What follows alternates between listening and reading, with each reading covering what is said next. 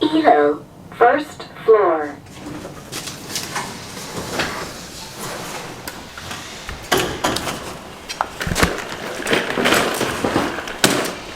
How's it going, guys? We're free. We are free. That building there, up there, that's my apartment. I am headed to our old house right now to pick up a couple of things, bring it to the new house. And then along the way, I'll tell you the fiasco which was yesterday. All right. Let's get out of here. Hey everybody, my name's Matt. I'm an expat holding up in China, Ningbo, China specifically. I just finished my quarantine yesterday. We had a 14-day quarantine when we came in from the States. Long story short, we left China a number of months ago as Wuhan was exploding, went to America and did a 14-day voluntary quarantine in Chicago before staying with my family for a couple of months in Detroit. Then, as things started to become sketchy in the States with regards to their preparation for this virus, we left to go back to China. And in China, it was a lot more serious. They didn't allow us the luxury of a voluntary quarantine. They drove us straight to a government quarantine hotel. When we got there, they separated my wife and daughter from me, and they separated us in different rooms, and we sweat out a 14-day quarantine, not leaving the room, not allowed to exit the property at all. Every day you had food delivered to you via hazmat suited staff who were also taking your temperature. It was a very, very strict and stringent routine for 14 days. Yesterday was our release day. In the morning early, I had gotten word that I had a green code, which means I could go. I was in constant contact with Annie and Eva, and they had red codes still. We all had red codes when we arrived because we were presumed infected until we did a 14-day quarantine. The quarantine was over for me. I messaged Annie and I said, "Hey Annie, how's your code?" She said it's still red. And so I said, "I'll just wait here with you. I'll stay in the hotel with a green code," which we're allowed to do, "and I'll wait until you're green and we'll all leave together." Well, she didn't like that very much, and she told me that I should leave, go to the house, maybe I can get the house organized. Tertiary story here is we moved into a new apartment in China before all of this fiasco started, before the whole virus thing started opening up. We have a new apartment that is semi-furnished because Annie's sister had it quickly furnished because we were thinking that we were going to be able to quarantine in our house, which was empty at the time. So we were coming back from the States, and Annie's sister generously decorated it quickly for us. Turns out by the time we got to Shanghai, all the rules had changed and they forced us into mandatory hotel quarantine. And anyways, the new house is like half set up. The old house is gutted, and there's it's just a lot of things in disarray. So there's a lot of things I could do. Annie was like, "Why don't you just leave?" I said, "Okay." Oftentimes I think emotionally and Annie thinks logically, and emotionally I was like, "I'm gonna stay here with you guys. We'll leave quarantine together. I don't want to leave you behind." But Annie was like, "You're gonna leave. You're gonna get some things done, and when I get out of quarantine, you can get us." So I exited quarantine, signed a bunch of forms.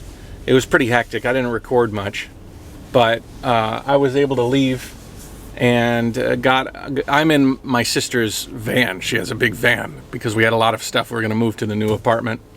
I'm actually driving the van back to sister's house and giving it back to her.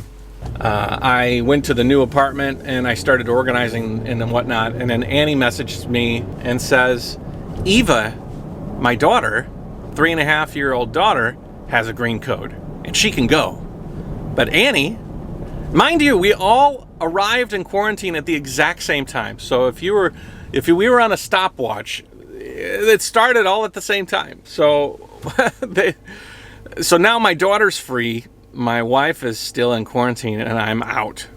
And Annie said, could you just come and get Eva? Maybe you can give her a bath. I'll continue to wait out quarantine, but I can get her out. I said, okay. So I go back to the quarantine hotel.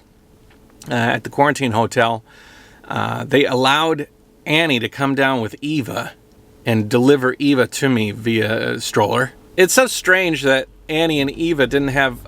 First of all, it's strange that the three of us didn't get let go at the same time. Secondly, it's strange that they let the daughter get a green code and the mother not. So Annie comes down, delivers Eva to me. I say goodbye, and she goes back into quarantine.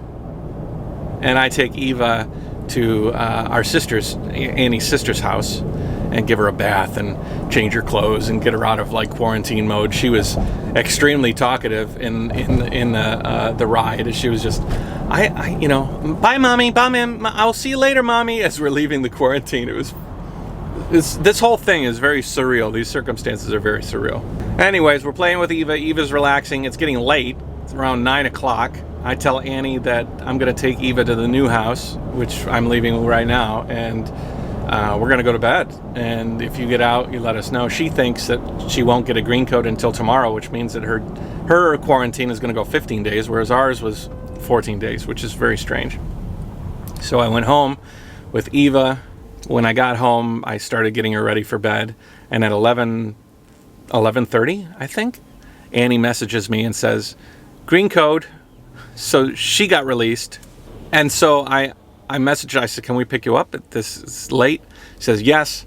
I got Eva up again, got her in the back of the van, and we drove all the way to get Annie, picked up all our stuff, drove back home. By that time, it was very late. And past midnight, finally, all of us are together outside of quarantine. Blah. Ningbo has a pretty good handle on things. They haven't had any new cases. People are out and about. I'm seeing a mom and her daughter and workers and construction workers. Our house it doesn't even have drapes or anything, so Annie called a lady to come by and measure the drapes. So she's at the new house right now measuring the drapes. We're trying to figure out where furniture goes. I mean, like, this is the life that I had originally intended when I left Kuala Lumpur before Chinese New Year. The idea was I was going to spend Chinese New Year with Annie and Eva, and then we were going to move everybody into the new apartment. But then this virus thing came, and everything sort of got thrown up in the air. So now you're all caught up. All three of us are out of quarantine. We do not want to go anywhere near that hotel anymore. Coincidentally, it's very close to the place I'm going right now, which is where I'm going to drop off the this van and pick up our car. And our car's nickname is Oscar, so we're going to pick up Oscar. Now we're in the period of time where things are going back and forth. So things are going to be going from our old house to our new house, and we have got a lot of time now. It used to be when pressure was on before Chinese New Year, I only had 10 days before I was going to return to my cycle tour. Now my cycle tour is just in eternal limbo until travel restrictions get lifted on countries like Malaysia and Singapore and Indonesia and Australia, which are all locked down right now. So I'm very curious when I get back on the road to have this unifying story. COVID-19 is the first major incident that affects all the world sort of equally. Like, the virus will affect you. Americans basically the same as they're going to affect an Australian is the same way it's going to affect somebody from Africa. So I guess a unifying moment in history, that in recent history, would be 9/11, but that happened to America, and everybody else felt the repercussions via all the things that happened afterwards. Wars happened in other places. The repercussions spread throughout the world.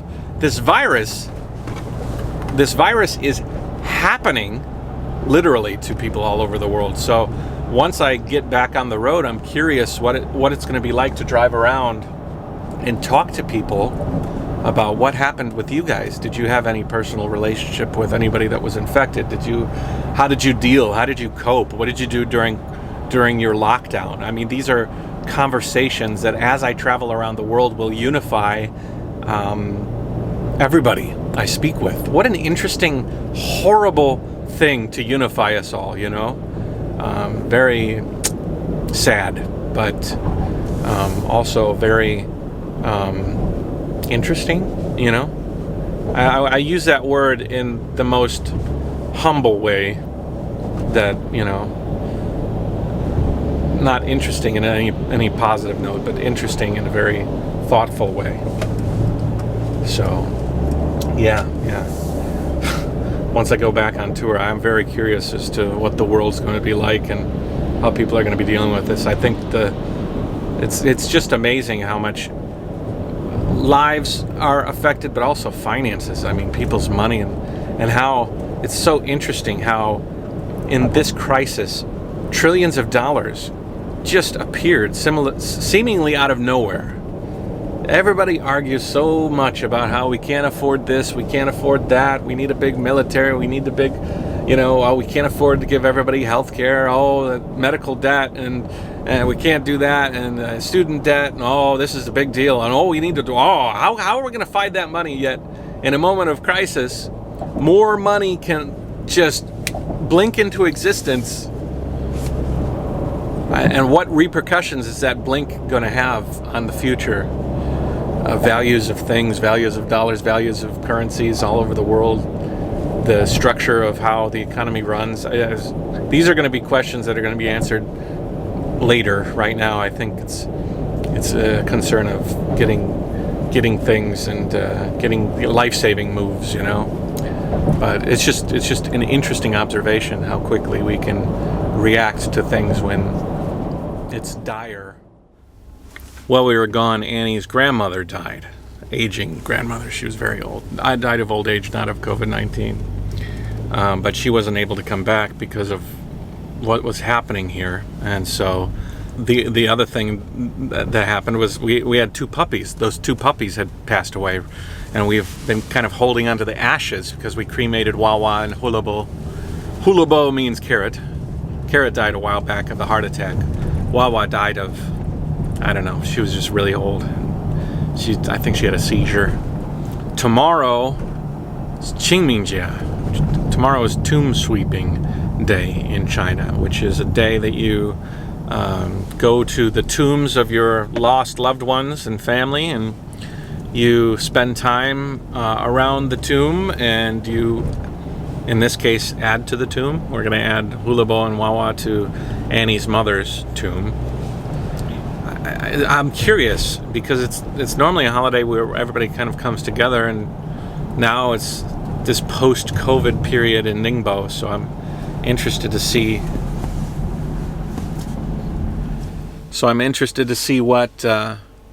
What this holiday compares to previous years' Tomb Sweeping Day. But yeah, so I'm going to the house. That's one of the things I'm doing, is going to the house and picking up the ashes for Hulabo and Wawa. In order to get into my apartment just now, I had to scan a code, and that code came up green, obviously, which means that I can enter. So weird. When I exited the quarantine, the first thing I did is I went to Starbucks, and in order to get into Starbucks, I had to scan my phone for the first time. Very strange. To go into Starbucks, I had to scan a code which said that I was green. That system that they have in place is pretty amazing. It's very curious that they were able to set up such a system. I think they must have piggybacked that system on some sort of a social program that they had in the works. I have a theory about that. I think China repurposed something that was meant to kind of like socially monitor everybody in China, and so they tweaked it a little bit to make it work for this this virus.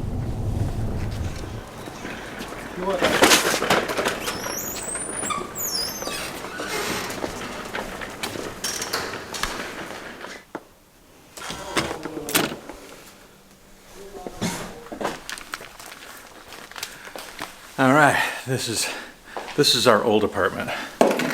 Not empty, but unfurnished for the most part.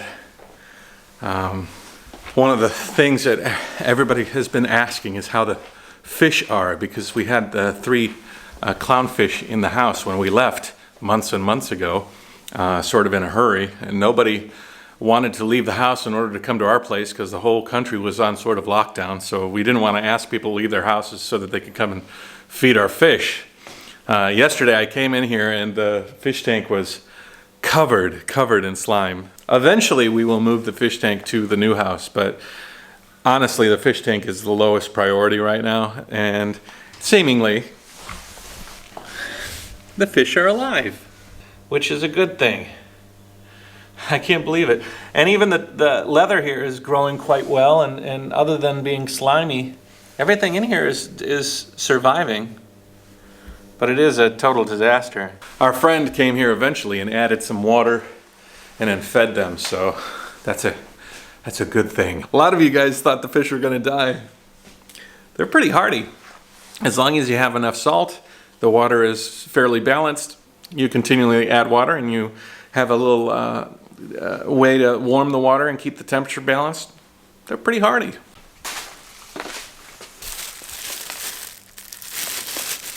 Here's some ashes.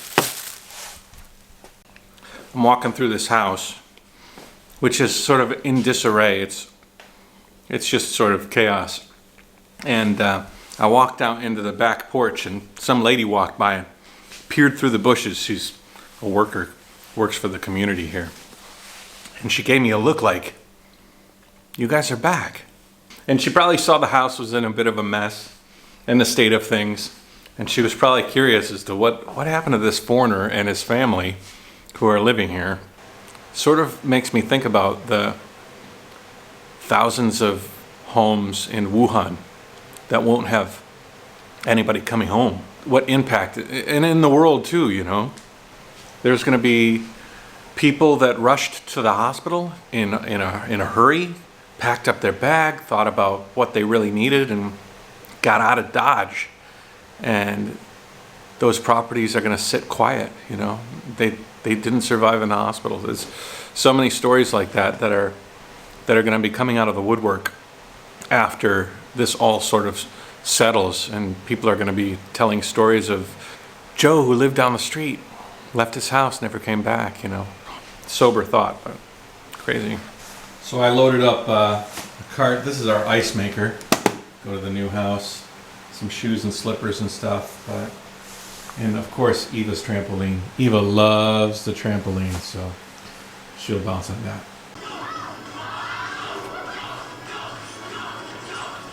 Somewhat normal now. We're to some normalcy.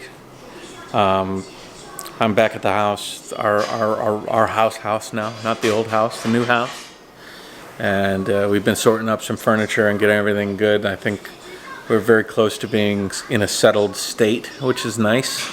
Nice to be in a settled state for a change. Tomorrow for tomb sweeping day, it's kind of interesting because I was worried about so many people congregating, but Annie just told me that they're only allowing certain people into the tombs at any time to try to separate people. And me and Eva are going to stay here while Annie goes and drops off the ashes. And I told her to take some video. If you could take some video tomorrow, that would be cool. Yeah, normally I don't like to take a video there. It's not respectful. Yeah, okay. But At least maybe a picture. It's something that would be, that you could describe as different than normal Qingmingjie, you know? Because I'm curious to see how it goes. But normally the hills are full of people, you know? Mm-hmm. We tried to send packages of masks and things to family back home. I think I described that in the last episode. They all got held up in customs. Apparently, even if you're sending masks to family for personal use, they have to be to a higher level. Annie made sure to find a higher level. It's like you have to have certification. Documents, certifications. It's tough because I think what has happened is people had been buying masks from China, and some of them had been low quality, and some people were like, these masks aren't very good, and China is sending us crap masks, and there's been this kind of stigma. It kind of ruins it for everybody, because now I just want to send masks to my sister and my family that need them, and they're being held up. So I don't know, it kind of sucks. We looked at the masks. They're good. They're good quality. But all I need is some covering over the mouth, especially for my sister. And I don't know. Anyways, that might develop over the next couple of days. Take it easy, guys. Jayoe, I will talk to you later. Tomorrow is the live stream, so that should be interesting with my friends.